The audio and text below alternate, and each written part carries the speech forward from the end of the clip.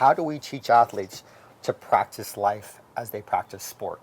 There is this kind of assumption that sport prepares us for life, but the reality is that life prepares us for life, right? And that we have to practice both. Life prepares us for life. That's another. There's a lot of taglines coming out of this conversation. That's good. I'm a tagline machine. I know.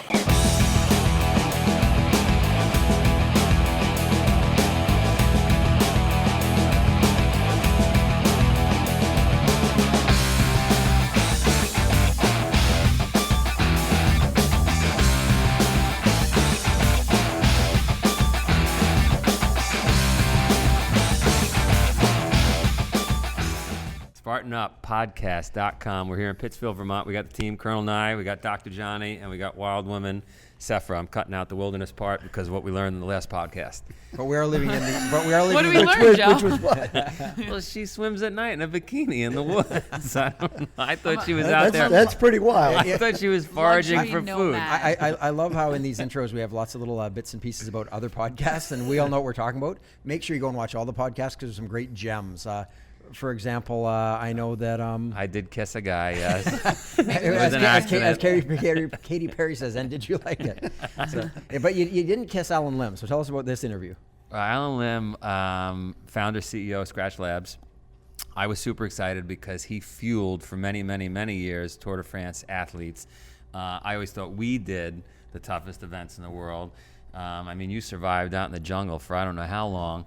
But there's nothing like the Tour de France, right? I mean, those guys are pushing at 110%, and you don't get the right food. Mm-hmm. You don't get the right food in a marathon, you're toast. Yeah. What happens over that many days at that kind of level of intensity? So super interesting. My buddy Ted Kennedy, I think you guys know him. I met him during the Ironman circuit. Not the guy from Massachusetts. Not the guy from Massachusetts. Hooks me up with a whole bunch of athletes out in Boulder. Tells me about this guy from Skratch Labs, Allen Lim. We meet at a mutual spot where we can find each other. It's in a croissant shop. And to my surprise, this top nutritionist is buying a croissant and getting a coffee. And I'm thinking, this can't be the guy. My kind of man, right? He should be getting a water and a celery. It's impossible. And so it's a really interesting podcast because we don't agree on a lot of things. And But I like him. I think he's got some great stuff, some great knowledge, and he's fueling some people. So, maybe I have it wrong. And it seems to me that he's also finding a way to take what he's learned with these elite athletes and harnessing it for everyone else, too. Is that the case? That is the case. And there's a lot of athletes I know now. It's funny you put things together after you meet somebody that are telling me his stuff is second to none, his products. So yeah, he's doing it, and apparently he's doing it right. Let's see if you guys agree. Cool. Looking forward to it. I am here in Alaska with Allen Lim. That's why I have the coat on. You are a trainer to the stars. You are founder of Skratch Labs, which is this awesome food company that makes stuff from scratch for athletes that are really intense and don't have time. It's a grab and go kind of situation. Yeah, I'm an exercise physiologist. I kind of started my professional career off as an academic. I studied at the University of Colorado Boulder, where I got my PhD in physiology. I worked with a great guy named Dr. Bill Burns through the Applied Exercise Science Laboratory, and the idea was always, how do we apply science? How do we apply it to practice? How do we make people better? And when I came into the world of sports, everyone saw me as this guy who was about marginal gains, right? How do we get techie little gains in performance? But what I realized was that it was not about marginal gains when it came to sports science. It was about bottlenecks. It was about finding somebody's rate limiting factor, because no matter what you apply in terms of a marginal gain to sports performance, if you're not dealing with the bottleneck downstream, it doesn't matter. And oftentimes the bottlenecks had nothing to do with training or, the things we think about in terms of sports performance. They had to do with whether or not somebody was happy, whether or not they were even getting enough sleep, whether they had the life skills to go to the supermarket and, pick out the right foods and prepare a meal for themselves. Right. And so I kind of found myself working in professional sports, not as a sports scientist, but as a kind of glorified home economics teacher. And it was... You found it was a stew. It wasn't just one thing. You had to make sure the whole was working. That's right. And, I think that what people forget is that most of these really talented athletes that we put up on a pedestal are also really, really young athletes who haven't really had a lot of life experience and who haven't really been challenged to take care of themselves, right? They have been, cared for by their parents, by professional sports organizations, they've been catered to, but it's when they start to grow up and learn how those basic life skills can integrate into their daily lives and their sport that they truly become better. And most of the background was cycling for you? Yeah, most of the background for me was very cycling. high level cycling. Yep, Tour de France Grand type Tour level stuff, Tour Right. de France, all that sort of stuff, which is amazingly challenging, stressful, and kind of hellish experience, right? Because it's a 21-day stage race. It doesn't end after the first day, and you find yourself trapped in this like bizarro Groundhog Day where you're just doing it over and over and over again, and everything you do affects the next day, affects the next day, affects the next day. So you learn a lot of consistency, and you learn a lot about what it takes to excel. But there's no better laboratory, right, to be applying these thoughts and these applications of things you came up with, and That's at that right. level. I mean, that's it.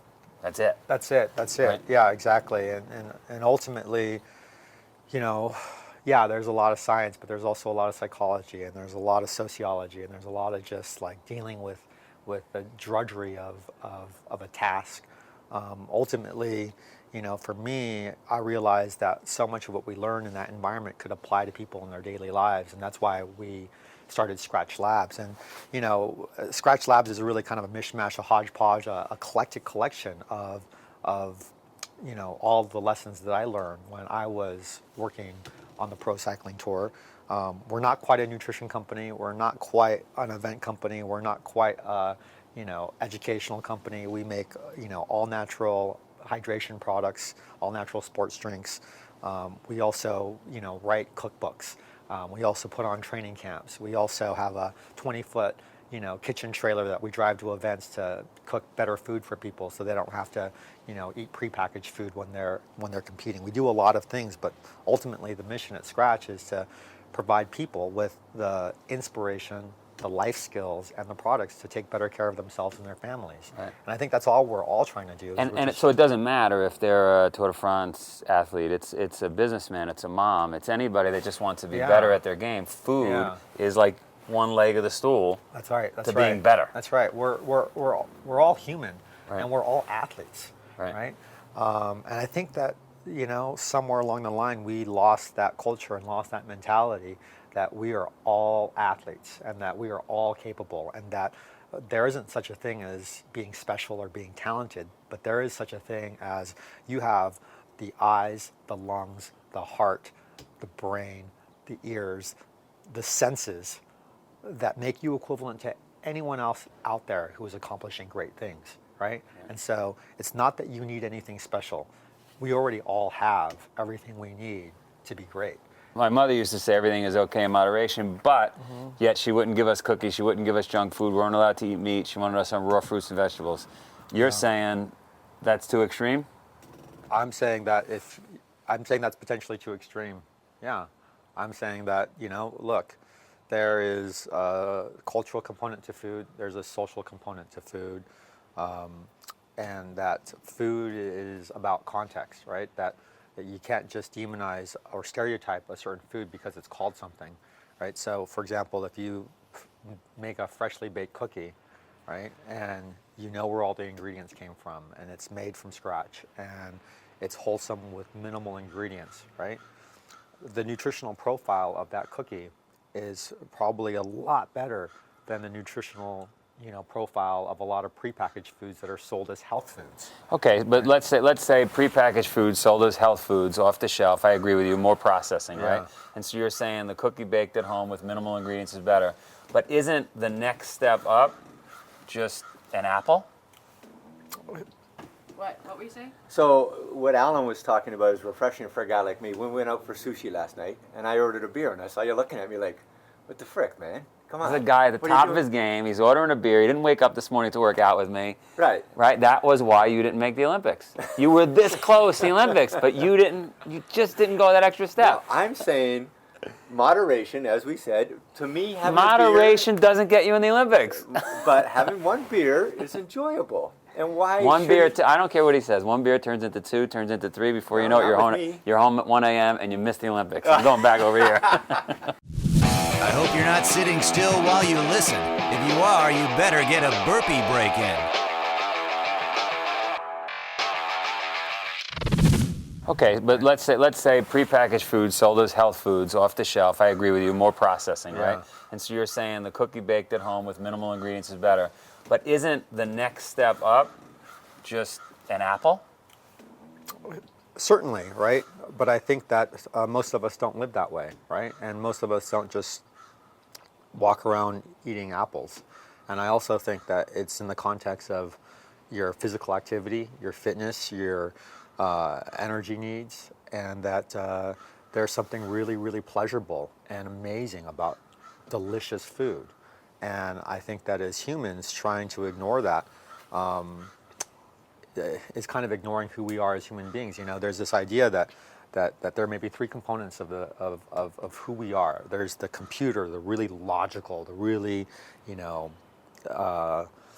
sensical part of who we are. Then on the other extreme, there's the wild animal, right? There's the monkey part of our brain, and somewhere in the middle is the human, right? And in all the years that I've coached and I've seen different behaviors in terms of athletics and business or whatever, it's the people who are somehow able to turn off their computer, put their monkey in their cage, and truly just be human that end up being really, really consistent for the long haul. And it's that consistency that I think ultimately creates both success in life and in health and in everything we try to do. And so you're saying, so we agree, I think we agree, raw foods off the tree, out of the ground, are hands down the best thing we could eat. Absolutely, if we had that kind of access and if we could provide ourselves with that kind of access. If you lived on a farm and there was no store and that's what you ate every day, that would be the ultimate diet. That's right, but right, so we don't live on farms, right? And that's not how our current culture and our current lifestyle is created. And so I kind of think that oftentimes, if we try to push too extreme towards one way, most people end up failing. You're gonna swing the other way. Yeah, exactly. Right. And so I just want to make sure I'm not crazy. So we're going down the same road here. Mm-hmm. We agree that's the best diet. I failed on that diet, and I failed. I didn't fail because it didn't feel the best, and I didn't perform. I performed better as an athlete than any other way I've eaten. Sure. And on very long, crazy, extreme events in 30 below weather, 8-10 days, on raw fruits and vegetables. I had to carry it with me. It was difficult, but I couldn't do it. I couldn't last because socially, we go to eat in restaurants, and I can't order a cucumber when everybody else is ordering meatballs. That's right. I just couldn't do it. That's right. That's right. We are social creatures, and I think that we have to remember that the best things that we do in life are done as teams. We're pack animals. We do things together. And if we can use food to bring people together in a real positive way, I have personally found that people thrive. And even on sports teams, when we paid really close attention to preparing really, really beautiful, delicious, great tasting meals that were also nutritionally profound, these teams came together, right? They shared with one another when they sat at the table. There was something emergent. In science, we talk about, oftentimes we talk about everything as reduced. There's an idea in science called reductionism, where you break everything down to the individual parts, the fats, the carbohydrates, the proteins, the little micronutrients, the different phytochemicals. Ever since the invention of the microscope, we've been thinking about our world from a reductionist perspective. But there's another philosophy in science called emergence. And what emergence postulates is that the whole is greater than the sum of its parts. That if you were to think about human consciousness or the brain, despite the fact that we can break the brain down into all these individual neurons and synapses and different neurotransmitters and gray matter, white matter, we still haven't figured out how all those parts come together to create self-awareness, right?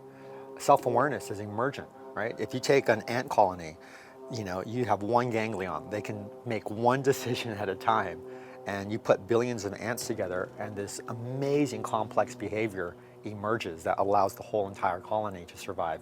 You take one ant in isolation and it's dead, right? So I think that food, the way I see it is that as an academic, I used to always look at things from a pure biochemical or reduced standpoint. And when I got into the realm of sports and started to understand how critical the social component was, I realized that there was something really emergent happening. But there's another. So I get everything you're saying, and Yeah. I agree with it, especially having experienced it like I did, right? The social component. I'm studying Spartans Yeah. often because Yeah. that's who we are. Yeah. And their belief was, which is common to this core belief we have, it's okay to be uncomfortable. Get comfortable being uncomfortable. That's And- right. And so what they did with food was it was black stew. Yeah. And that was it. Yeah. You weren't Yeah. getting anything else. Yeah. And if you could deal with that, you could deal with sleeping on the ground, you could deal with battling 10, 12 hours a day with heavy gear on, and Yeah. well, then it made everything else easy. Yeah, yeah, I get that, and Right? I get that, and I get how challenging, everything in life is, and I get that,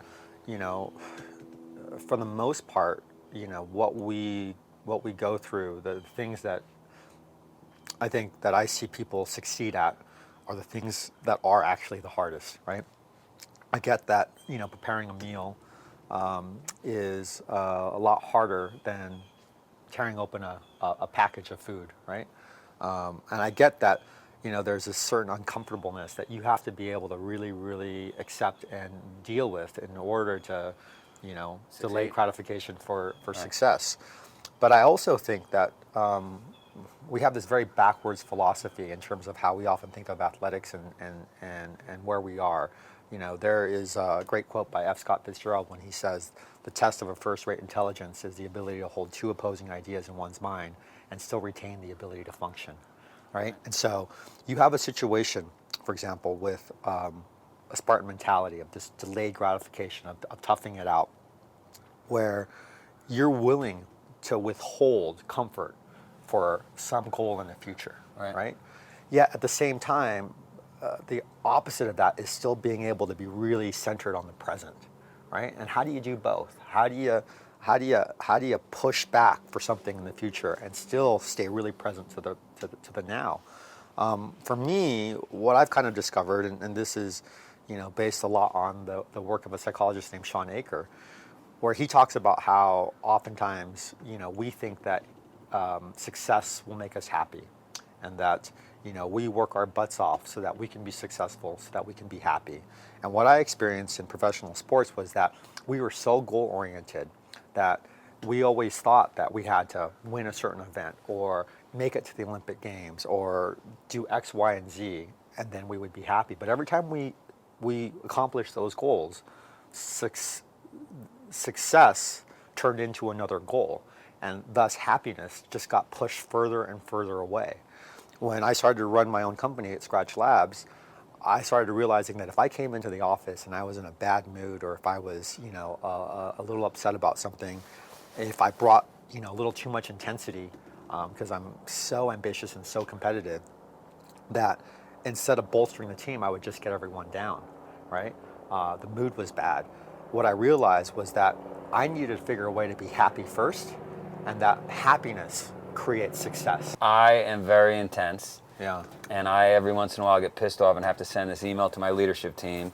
And just the other night, I'm about to send this email thinking, am I going to get a positive result from this email? Because I really want to send it and say, guys, get your shit together. Or am I going to get a negative result from this email? And what you're saying is you're almost better off being happy and getting people that are happy, and you're going to get a better result?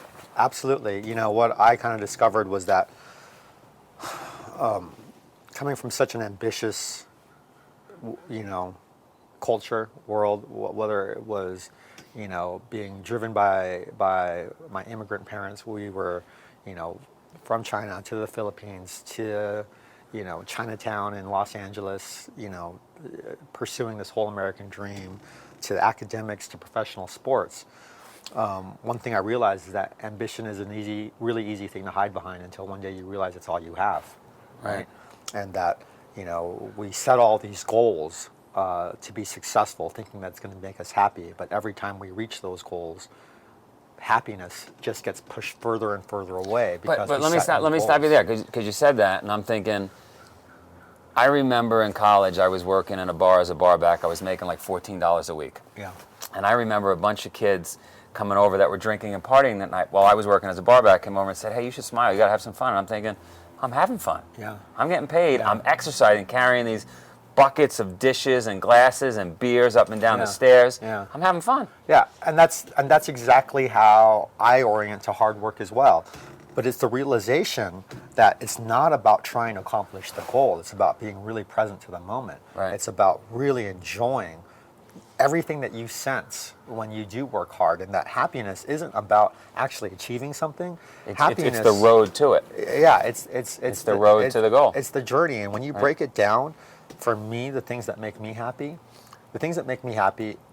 are if I exercise every single day, if I get to do something for someone else, right, and I'm part of a team, right, if I'm eating well and taking the time to, prepare my meals, and if I'm able to sit down with others and share those meals, these little simple daily activities make me really happy.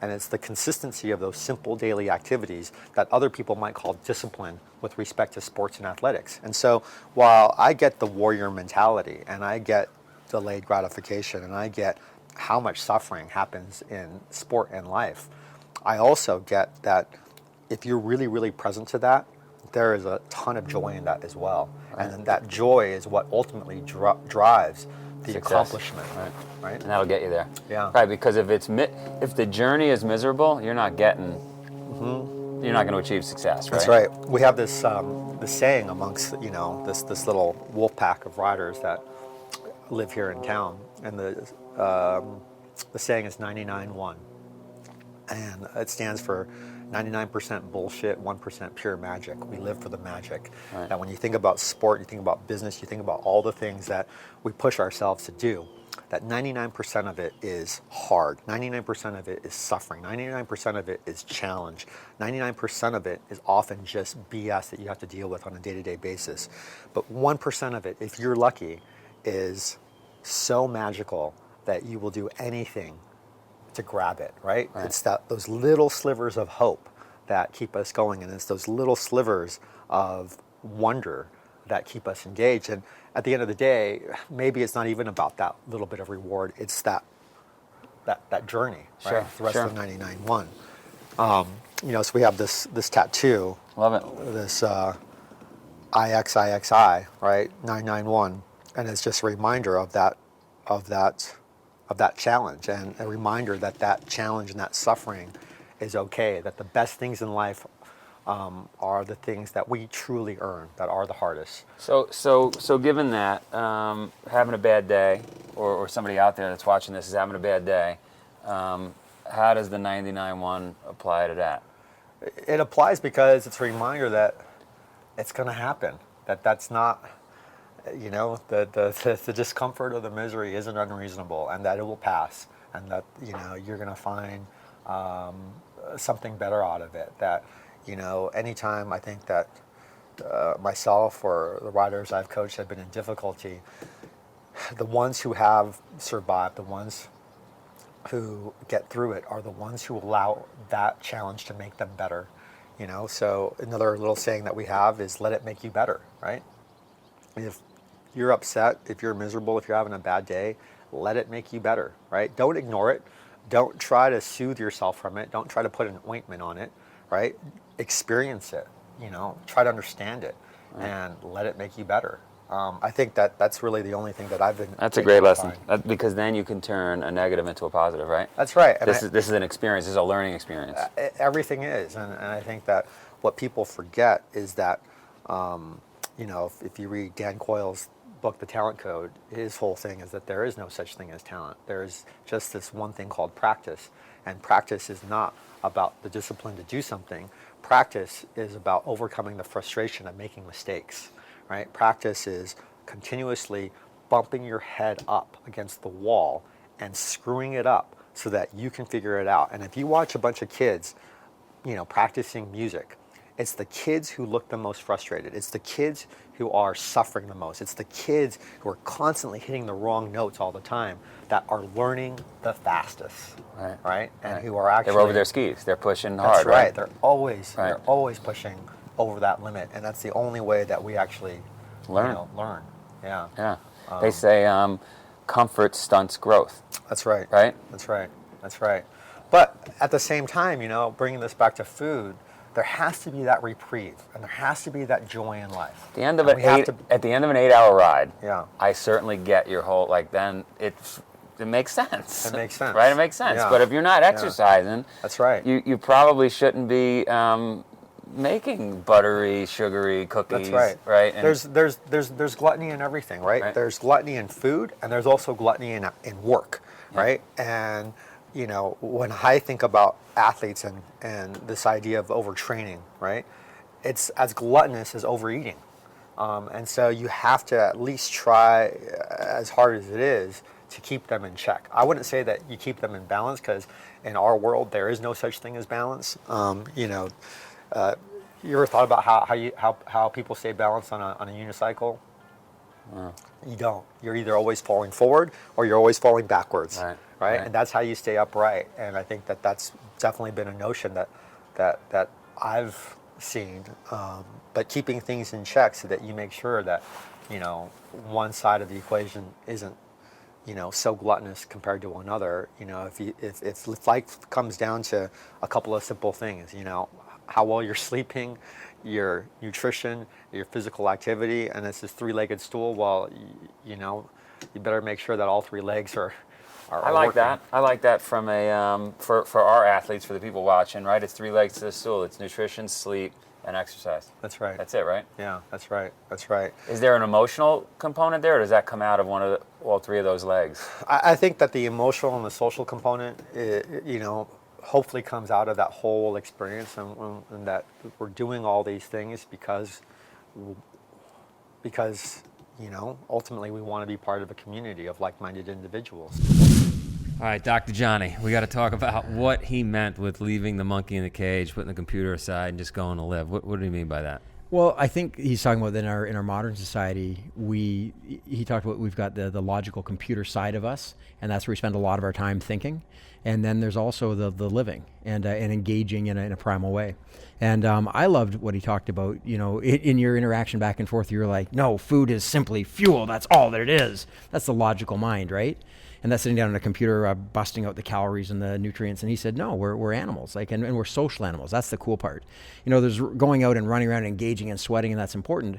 But doing it together as part of a team. Or I loved the example he talked about when you take a sports team and take really good, nutritious food, but that they enjoy. Like if you put just a bunch of celery and water in front of them, they're not going to be super motivated the next day. But when you put good, nutritious, nourishing food, and they all go out and enjoy it together in a social setting, and how that elevates everything, I really love the idea about marrying those two things up, and I get the psychology behind that for sure.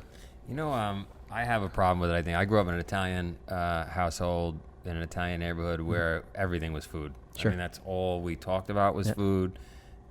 All we did was eat. And it wasn't too nutritious, right? No. It was just giant pounds, just quantity of food. But he's talking about for your soul, for your sociability. We sat at a table. Sure. They talked. But I've seen you eat. And there's not a lot of talking. There's not a lot of soul. But here's the thing: it doesn't have to be an either or. You're sort of saying it either has to be this Spartan celery and water. Food is not about enjoying. Food's about fuel. So Carrots too. I mean, you can.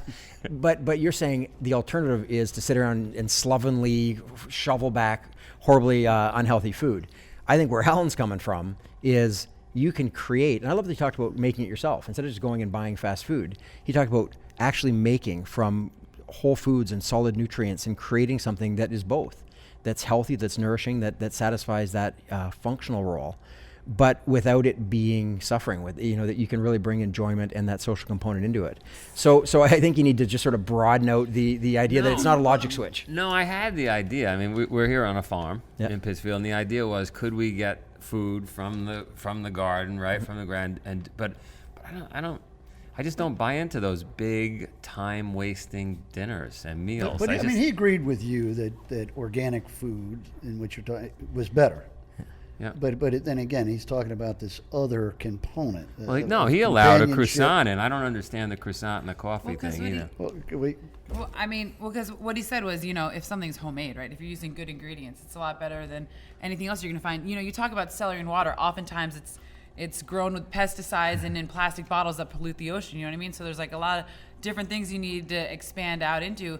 A lot of people don't like eating wheat, but if you eat emmer and einkorn and all these ancient heritage wheats, like there are things that are really good for you. And nutrition is something that has been a lot forgotten in our society. I mean, doctors even, right? Our honorary doctor here. But like doctors, I think they have most doctors have 1 week or something, a course in nutrition, and they're the ones advising you. I had a friend who had part of their intestine taken out, and they were like, here's Jell-O and pizza, right? Yeah. And so there's Well, a huge disconnect with our society now and what good nutrition is. So You look what they serve in hospitals. Yeah, After somebody has an it's operation, terrible. it's the worst possible food. The Yeah, worst. the worst. The worst. The I don't worst. even understand that. Yeah. And same in schools. jail, right? Yeah, And in schools. jail. And in jail. And what it does is Well, I it do just understand fuels that. your brain. Oh, right, yeah. It just fuels your brain to perpetuate just. But the neat thing is this conversation about food, and I love where he's coming from, and whether you agree with everything he says or not, it isn't the part that matters. What matters is that that there are people out there who are thinking about this and are actually trying to move it forward. Because the other thing that he said that I really liked is that when you create a very strict diet, if people can't live up to that, which most people can't, they'll just throw in the towel completely. Right, then it's about failure. So you set them up to fail, exactly. So I liked what he said about why don't we create something that is fundamentally healthy, but that it's also achievable. And not everyone is going to be able to go on this incredibly strict regimen. So there's some balance there. And I think that it's important to have those conversations. And even if you disagree with this part of it and want to pull it a bit this way, that's great. But if we don't have that conversation in the first place, everyone's eating McDonald's. Yeah. For me, I thought if I was only going to listen to one of these podcasts, this would be the one. Now, of course, I wouldn't. I'd listen to them all. Yes, as you all should. But I mean, I thought intellectual. I mean, I really thought that he got into this from a different perspective than most of the people we're going to hear from the athletes, essentially. Yeah. And then he kind of, preached moderation, which I liked. Yeah. You got a free pass on drinking soda. Yeah, That's what this was. You know what? I never did hear him say the advantage- soda's okay, though. But I take advantage of it once a day at least. No, but I the other part that he talked about, and I want to hear what you got to say about it, is this 99% bullshit, 1% magic. I took that to be 99% process and 1% product, meaning, there's a lot of hard work that goes into whatever you're trying to achieve. And so most of it is work and very little of it is final outcome. Yeah, and to me, the final outcome, whether you finish a race or you finally built your business or whatever it may be, that's not the fun part. The fun part is actually the 99% of the work and effort and sweat. I would agree. Right? You look back and you're like, that was awesome. Yeah. The whole way there. I can't tell you how many races. Here's a great story. My 8-year-old ran a 50K. Told you about it. The whole way we talked about, I was trying to get him interested in the medal that we were going to get at the end. He wasn't asking about it. We get to the finish line. We're last and second to last place, he and I. It's 8 hours and 20 minutes in. I said, where are the medals? They said, in this race we don't give out medals. We give out chairs. So I got to explain to my 9-year-old that he's getting a chair, right? He says, can I have 2 more, one for my brother, one for my sister? Oh, nice. But the point was, he definitely embraced, definitely not through a cognitive sense, right? It was just purely something that's innate. It was the 8 hours and 20 minutes was the prize, was the medal, right? Yeah. It wasn't the chair. Yeah. Well, Destination, not the journey. Yeah, I was right? going to say we take the cliches about the journey, not the destination, but then we don't know we don't look at what it actually means. And the idea about life is 99% the journey, and we're kind of taught that it's this grind, that it's awful, that it's terrible. And what Charlie taught you is get out there and enjoy it, right? Like this is the fun part, Dad. Who cares about the medal or the chair when you get to the end? Sorry, go ahead. I was going to say, what do the wrestlers say, right? Embrace the grind, right? Sure, embrace the grind. Yeah. And the other thing that I really liked about what he said, and this actually ties into the wrestlers and the athletes that you speak to, I loved when he said that a lot of the people he deals with are these athletes who he's teaching them how to then go out and feed themselves, because they've been raised by parents and then coaches and then agents and then personal assistants. And we look at these people who are incredibly skilled in one area and we put them on a pedestal. whether it's a business person who has no balance in their life or an athlete who has no other marketable skills. And I think that, we think of the everyman watching these podcasts, but I think, Shaquille O'Neal could probably watch this podcast and learn a lot from it too. So these people that are already on a very high level in one area may not have all these other skills. And so I really love the breadth of the people that you're talking to, and I love that he addressed that some of these people who are incredibly successful still need help learning what these other things. areas of their lives. Yeah. Exactly. Everybody needs a little wilderness. That's right. Everyone needs a lot of wilderness. We need to bring all these people That up to is her glamorous camping on the mountain. What's the Luxury name of your? tent Yeah, camping. let's give your little glamorous camping. Putties, because at Putties you're welcome. Putty, please. Putty, please. No, I know, and I think What- it's what- true. I mean, they talk about rewilding people, right? It's because we've become a society that's so comfortable being inside, right, and not comfortable being uncomfortable. And I think people like Allen Lim help to change your frame of reference and say, well, good food is what you need, being outdoors is what you need, and being a well-rounded person. And it's the same thing, right? The 99-1 thing. It says, as my dad always says, if you love what you're doing, you don't work a day in your life. And you have to reframe your brain and just say, like, the work is the good stuff, right? I mean, that's what gets you to be able to have those unicorn 1%, moments. So, cool. Yeah. All right. Well, we love what we do, and you're going to love what you do if you go to SpartanUpPodcast.com. Check out Johnny the Doctor. Check out Wild Woman. Check out Colonel Nye. Retired Colonel. We've got notes on there. We've got, what do we have? Notes, videos, interactive. All kinds of things that are much cooler than we are, and you'll love it. I just got to say, though, that I was looking forward to lunch a lot more because I believe we're going to break for lunch after this before you started making me feel guilty about this awesome sandwich I'm going to have. No, they're bringing celery and water. Perfect. Good. Awesome. That's going to be very social. I'm looking forward to that.